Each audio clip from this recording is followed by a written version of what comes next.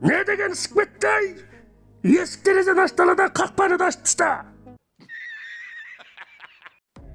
Күн өте ысып кетті. Ой, айтпа деймін. Осындай кезде бүкіл денеңді зыр еткізетін дүниедегі ең суық нәрсе не екенін білесің бе?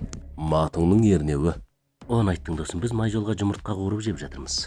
Кетей. Өй, рас сенбесең сен досым. Мәс саған. Ыстық болғанда айтып сұрама, жылы су ішсең аузың күйіп болады. Башың рас па? Рас айтам. Дәйкөн қайтаратын күннің өзі жақындағанда қорқасың ғой? Күннің өзі жерге жақындап қалған сияқты. Мұнан қара әзір сағаттың өзі 9-дан өтті. Далаға шығып темекі шегейін деп алсаң өзі тұтанып кетеді ғой темекің. Шегіп үлгіремей қаласың әуелде. Суға барып асты шығарып жату керек қой досым. Мына ыстықта крокодил ұсап.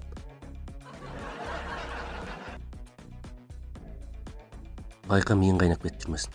Оны айттың. Ми қайнап жынданып уақың болып бірақ шықпайық.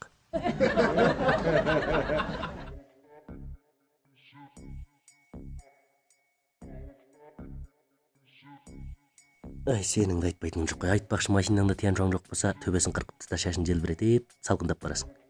Уа, әкең оттадың ғой сенде. Ай, көлігіңді байқап түс төте түссең, қақтаған үйрек құсап қақиып шыға келесің.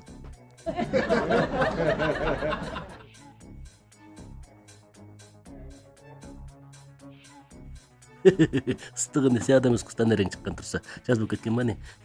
Қыс келмей ма не? Шыдап отырсаңдар аз күнде қыс келеді ғой. Ойбай! Мына күннің ыстығын-ай! Кәм дала пар боп тұр ғой.